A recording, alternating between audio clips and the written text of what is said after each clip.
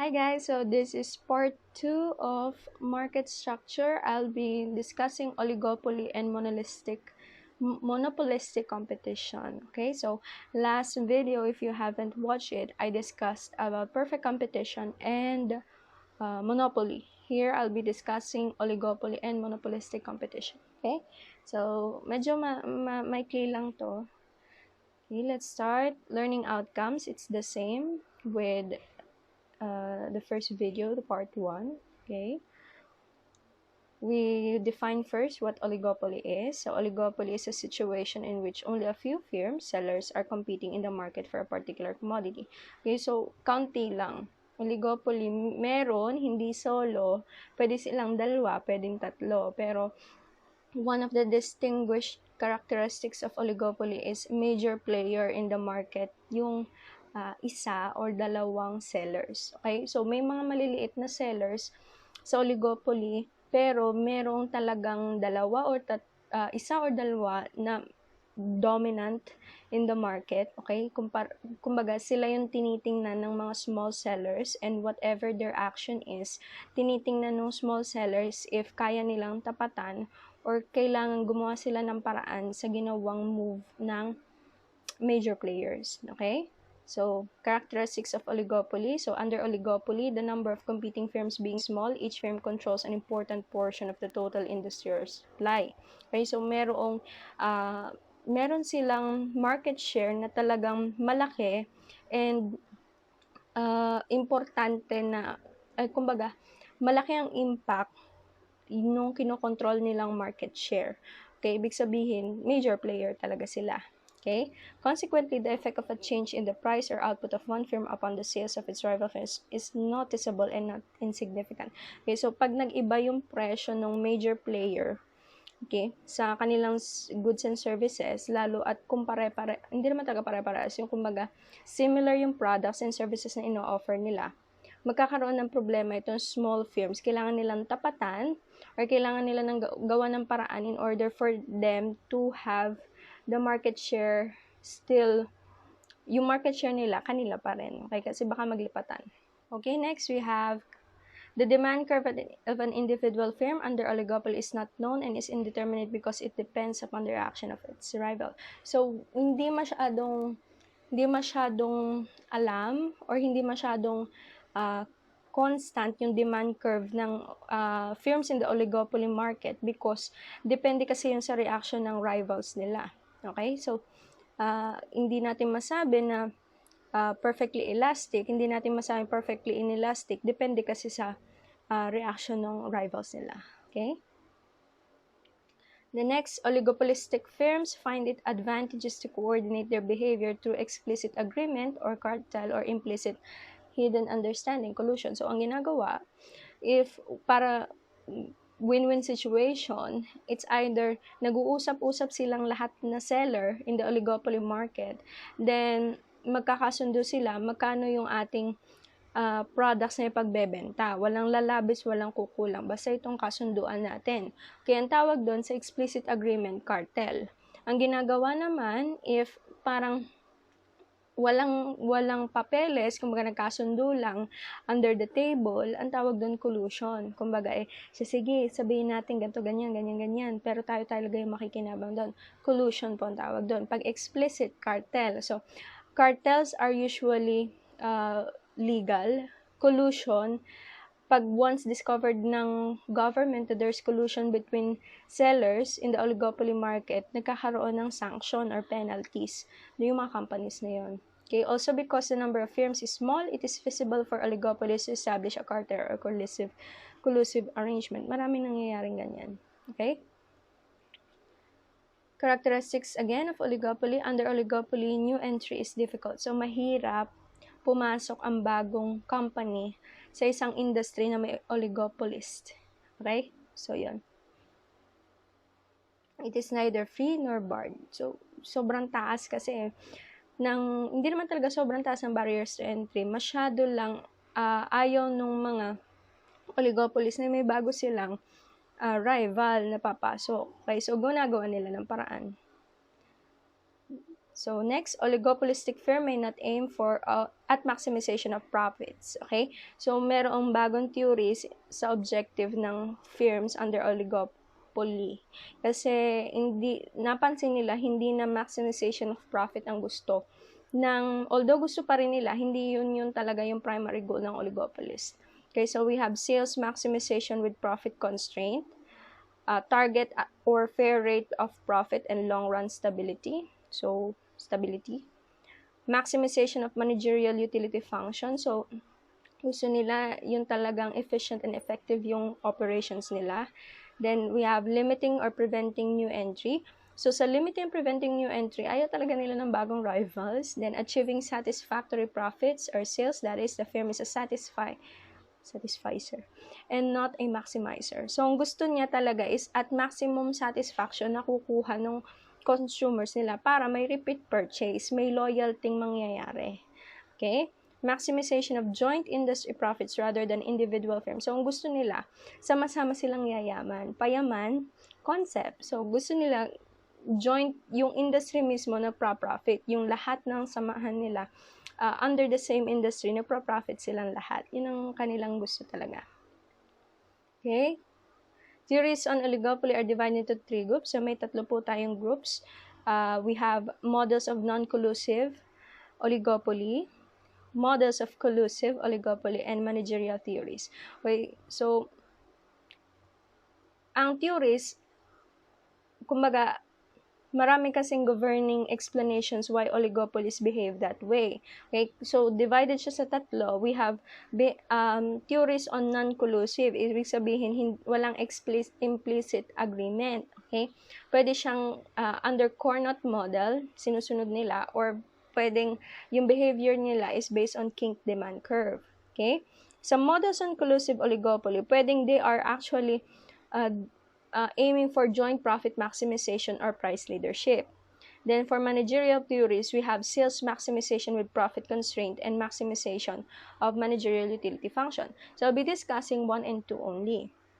Okay? So we have Carnot model of oligopoly. So it's a model wherein firms choose quantities simultaneously and independently, and industry output determines price through demand. So dito naman, yung mga firms, so, kumbaga, mag-uusap-usap sila, gaano kadami yung ilalabas nating output sa market, okay? So, independently, they will choose the quantities that they will produce, and then titingnan nila, pag pinagsama-sama ba namin ito, will it satisfy the whole demand of our market share? So, lahat ng demand ng market share namin, kaya ba namin supplyan? And from the output itself, magkano yung presyo na aming ibibigay, knowing the demand and knowing the supply. So, ganun yung Carnot model. So, medyo mabait pa sila. Okay, larger firms with larger market shares have a larger deviation from competitive behavior. So, pag alam ng, for example, in the oil industry, in the gasoline and oil industry, if alam ni Shell na malaki yung market share niya, mas marami siyang bibilhin na langis, okay, and ng crude oil to be processed into gasoline, mas marami yung bibilhin niya kasi alam niyang mas marami siyang isa-satisfy na demand, okay? Pero if yung mga maliliit na gasoline station, alam nilang maliit lang yung market share nila. So, ang deviation niya from the major players malaki, okay? So, yun. So, kumbaga, kay Shell, hindi ako masyadong magiging competitive kasi alam kong akin yung malaking market share eh. So, sa akin sila titingin. So, ganun. Kinked demand curve naman. So, dito, the essential difference between these two, okay? So, dalawa kasi ang version na meron. We have Sweezy model and the Hall and Hitch model, okay?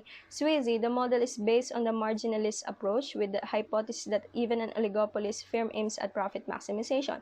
So, naniniwala pa rin sila na ang oligopolist talaga gusto ay profit maximization kay Sweezy. Kay Hall and Hitch naman, ang gusto niya is rejects the marginalist approach of profit maximization. It argues that under oligopoly, firms aim at fair profit and follow the full cost principle in determining the price. So, kay Hall and Hitch naman, ang naniniwala siya na oligopolist is hindi at profit maximization. Gusto nila at fair play. Okay? So, yun yung kay Hall and Hitch.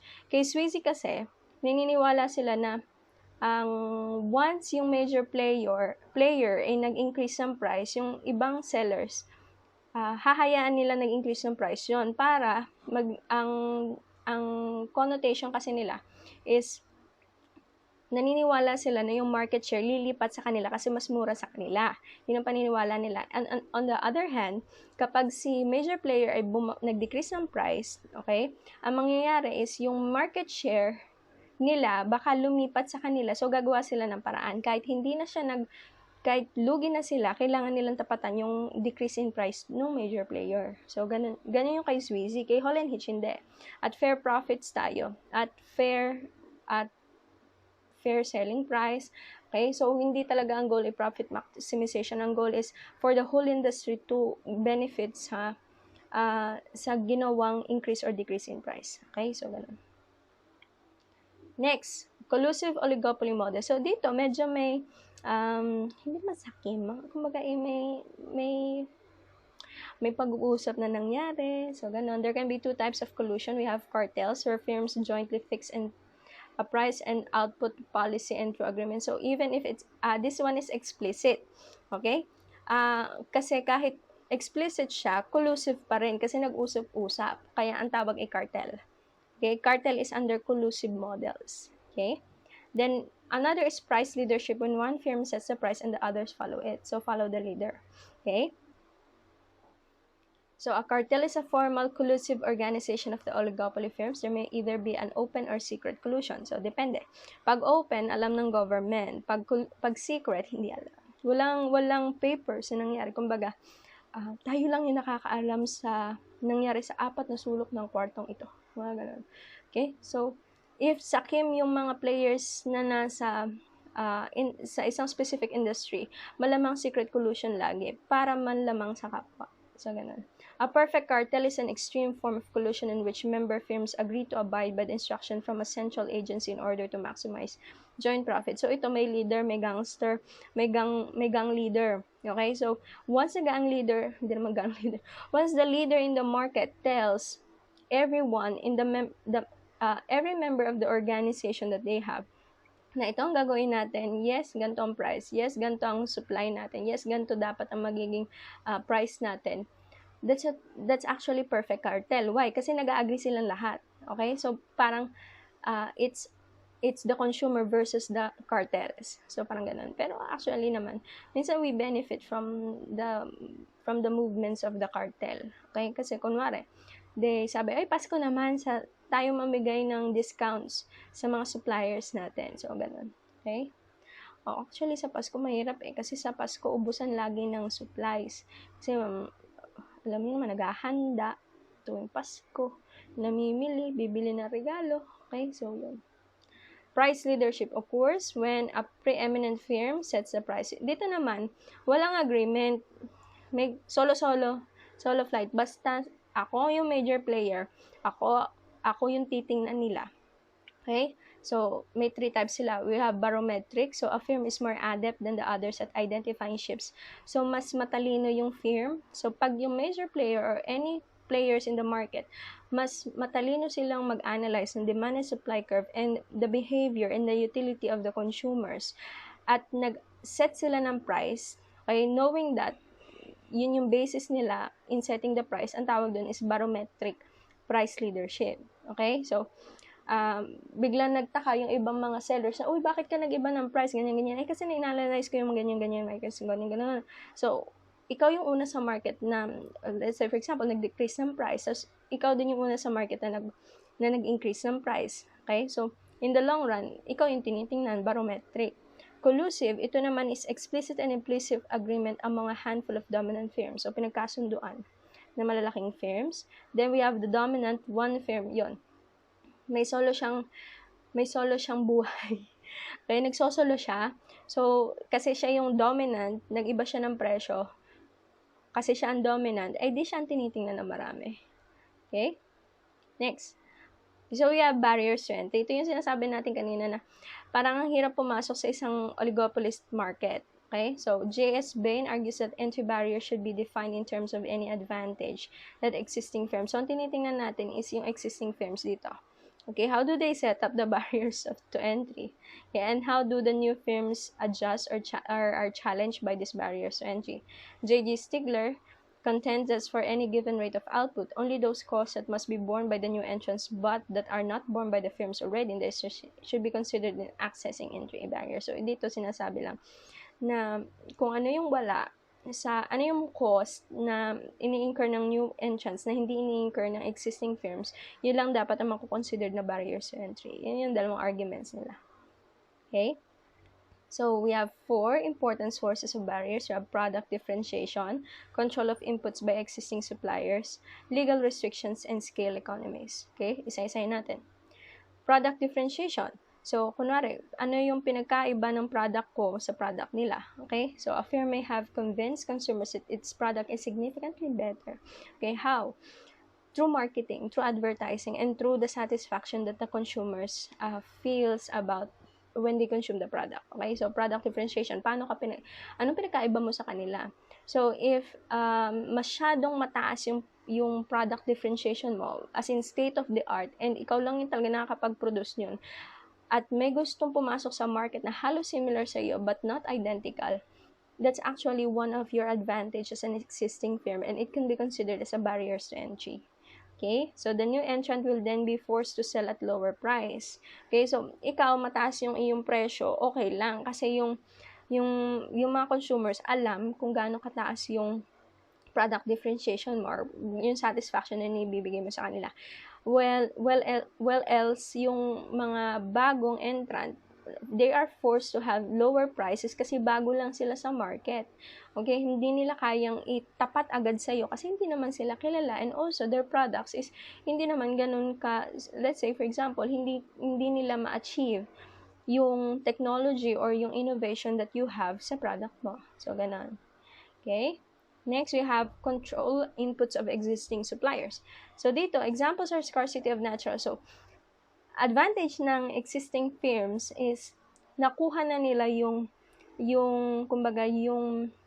suppliers in the market. Okay? Kasi sila na yung una, the first come, first serve. So, na-contact na nila yung suppliers and they have the best deals already from the suppliers. Kasi, let's say, locational advantage and managerial talent, consider natin, malaking firm ka, malamang may advantage ka na sa location, okay? It's either the delivery, the logistics, and also sa managerial talent. So, meron ka ng mga kasunduan based on your managers, na nakuha ng mga managers mo, yung deal. So, yon. So, yung suppliers, nasa iyo na, okay? Pagalingan na lang sa mga new entrants in order to come up with a contract na mag-a-agree sa supplier na supplyan din sila. Feeling ko, if you're an existing firm already, you gained the best deals already from the suppliers. Okay, so yun. Next, legal restrictions. Examples are patents, licenses, exclusive franchises. Okay, so malamang, because you're the existing firm, let's say for example, you have innovated a new product, okay? Malamang ikaw yung may unang patent nun. Paano kung meron palang merong pumasok sa industry with the same innovation as yours, ang advantage mo lang, ikaw yung may patent. So, once ipagbenta niya and claims na halos parehas lang sa'yo, you can ask for legal charges kasi may patent eh. Even licenses and franchise granted by the government, mas pabor sa'yo kasi ikaw yung una. Nandun ka na, existing firms ka na, so may hirapan yung new entrant. Makakakuha naman sila, pero may hirapan sila. Okay? Next, scale economies. When you say scale economies, yun yung last time, sa last video na sinabi ko na ang companies can produce more output at lower cost and the production is actually efficient and effective. Okay, a new firm entering the industry on a small scale will have higher average cost of production kasi bago lang sila.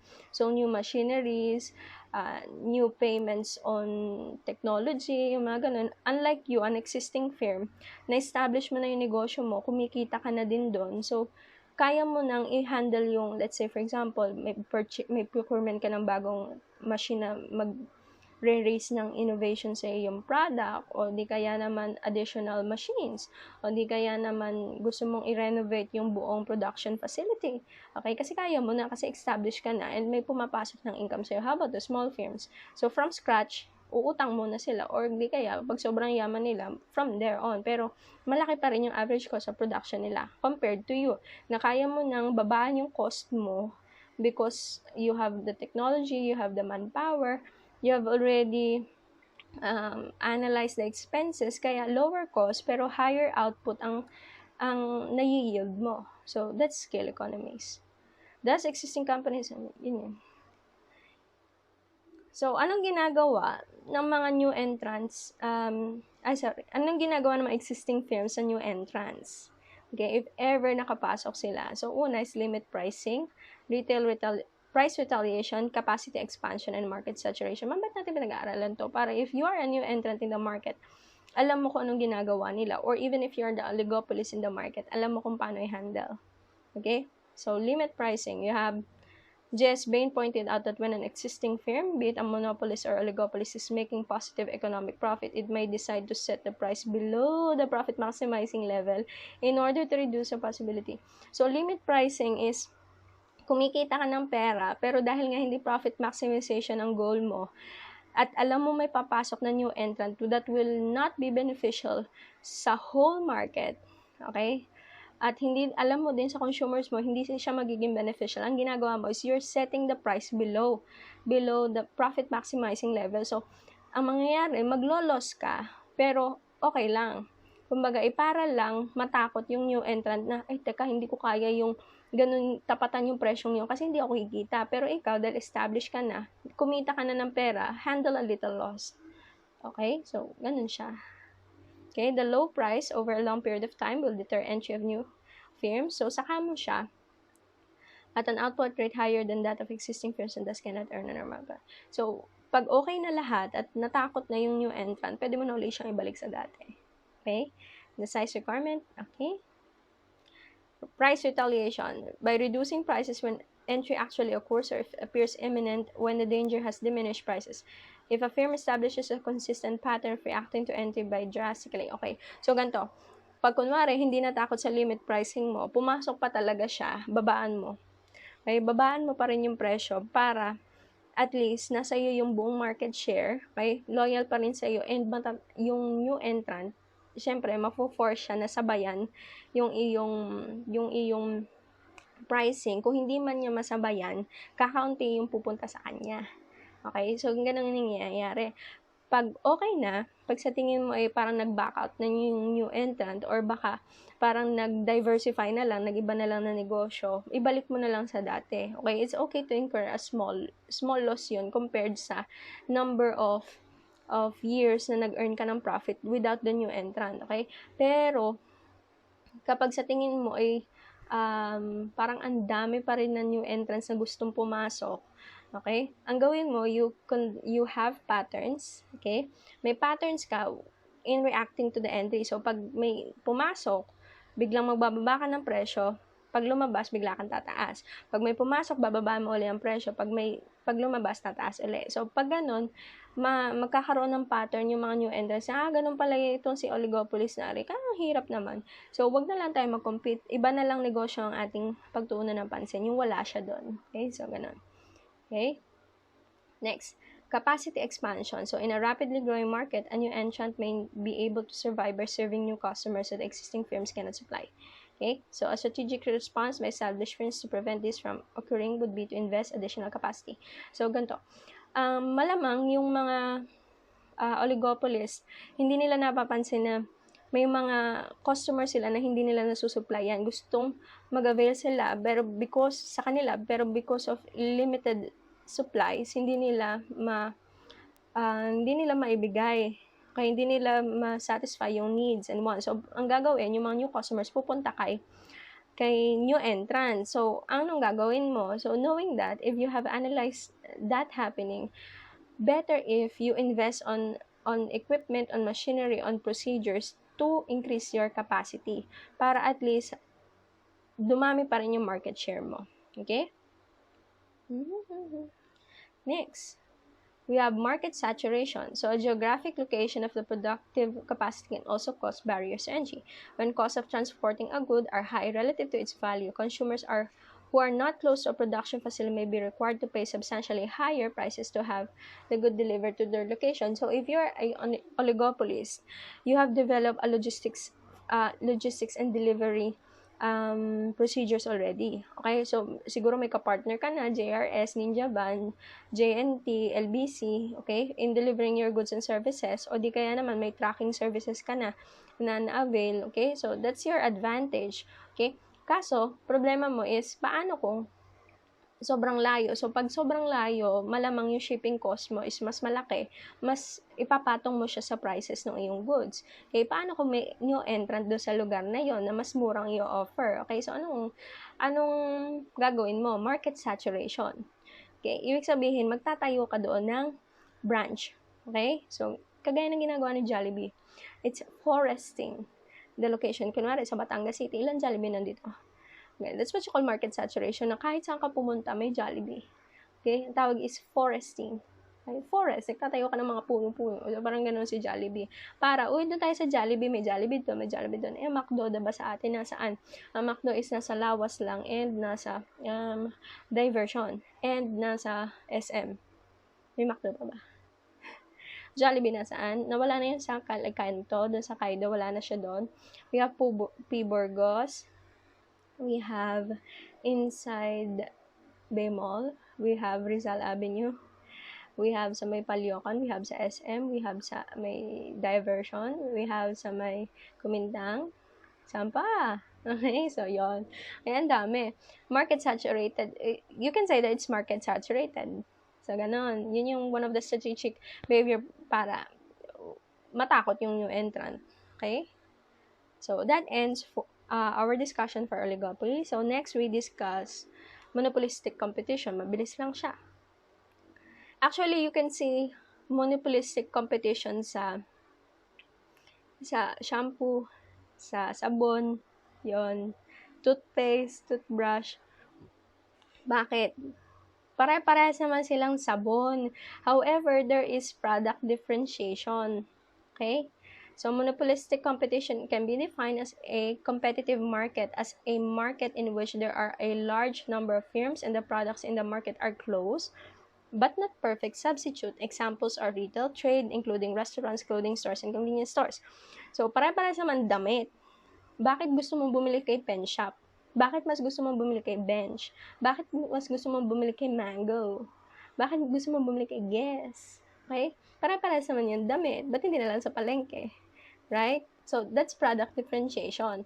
So, sa sabon, bakit mas gusto mo si Safeguard? Ba't ayaw mo kay Dove na kailangan ay 4 na buhos ng tabo bago mo matanggal yung sabon nilagay mo sa mukha? Kay Safeguard, isang tanggal mo, wala na. Tanggal din ang moisture. Okay?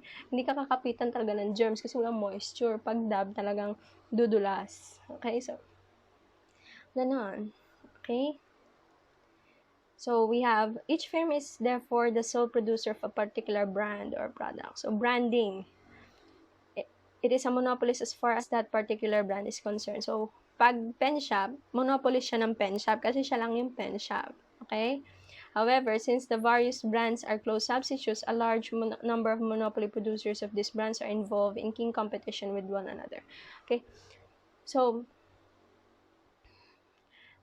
close substitutes naman talaga sila. Kumbaga, kung walang Safeguard, naghanap ka na lang ng iba. Like, for example, Johnson & Johnson, o di kaya talaga yung Dove, o kaya Kojic, okay? So, ganun. Ang Safeguard, meron na ngayong ka-level ng Kojic. Ano yung pampaputi, pampaganda. Kasi dati yung Safeguard, panlinis lang ng katawan. Okay? So, ngayon, may level na sila ng products na ka-level ng mga beauty bars. Okay? So, the differentiation among the competing products or brands may be based on real or imaginary differences in quality. Okay, when you say real, refer to palpable differences in quality such as shape, flavor, color, packing, after-sale service, warranty period. Ang imaginary differences, they are conditioned to believe that such differences exist and are important. So, for example, ano ba magandang example? Yung Kojic. Okay? May Kojic soap, may Kojic na yung puti, yung may geisha na mukha, may Kojic na Kojic lang nakalagay. Okay? So, pag real differences, pag nakita ka ng Kojic na hindi square, okay, yun yung differences, real differences niya. Pag may nakita kang Kojic na puti, real differences yon. Okay, kasi yung isa orange, yung isa ay puti. Pag nakita ka ng Kojic na may warranty period, na kunwari naubos mo ng isang linggo, nang wala pang isang linggo, okay, or hindi ka pumuti ng isang linggo, pwede ka magreklamo, may warranty period, yung iba wala, okay? So, yun yung real differences. Ang imaginary differences is yung ina-advertise nila, yung condition sa ano na, itong Kojic soap na ito, basta ipahid mo, instant white ka kaagad. Pero depende kasi yun sa tao, if iyang siya or hindi. May mga ganong Kojic soap, ha? O kaya naman, pag nilahid mo tong Kojic na to, biglang magiging geisha ka na, magiging Haponesang walang pores. Okay? Pero hindi mo pa natatry. Wala naman talagang, kumbaga, may nagsasabing ibang na yes, paano kung hindi ka hiyang? Okay? So, ganun yung imaginary differences. Advertising often has the effect of making buyers imagine or believe that the advertised brand has different qualities. Okay? Yung mga commercial na kunwari, yung Coke at saka yung Sprite, yung ano na lang, yung Clover ba yun o Chippy? Basta yung junk food na kapag nagbukas ka ng isa, yung crush mo, hihingi sa'yo, magiging kayo. Okay? That's imaginary differences, ha? Okay? Hindi ko alam kung anong brand yun. Basic characteristic of a monopolistic competition, we have there are large number of independent sellers and buyers in the market. So para siyang perfect competition, pero dahil may product differentiation, monopolistic. Okay? The relative market shares of all sellers are insignificant or more or less equal.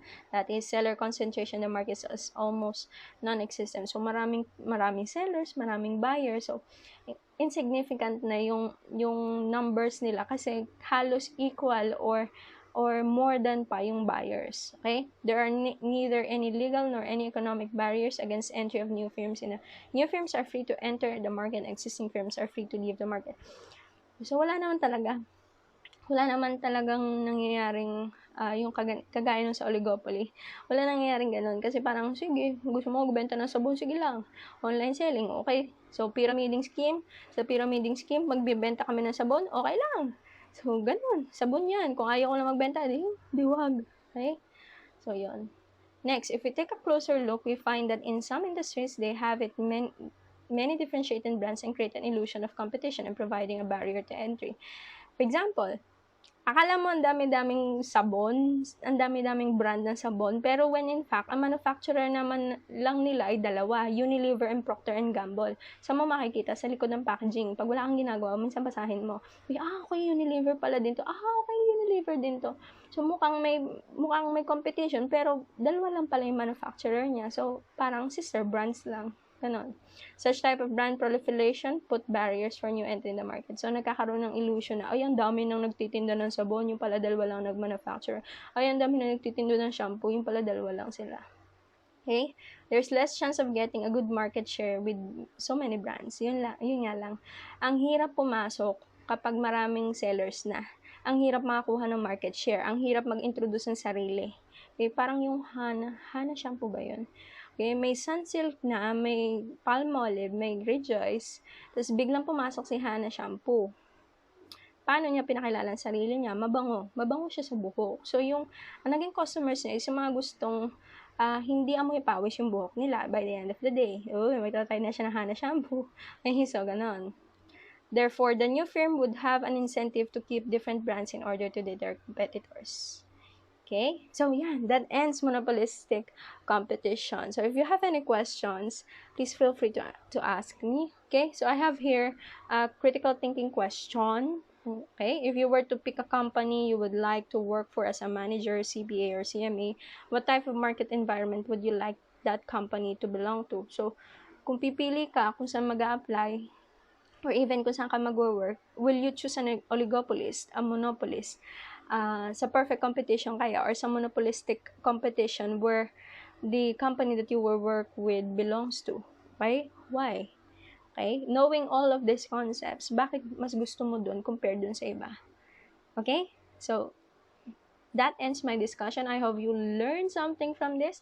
Okay? I'm done at 35 minutes. Okay, di ba? Part 2. Pag pinagsama mo part 1, part 2, 1 hour. Okay, anyway. So, bye-bye!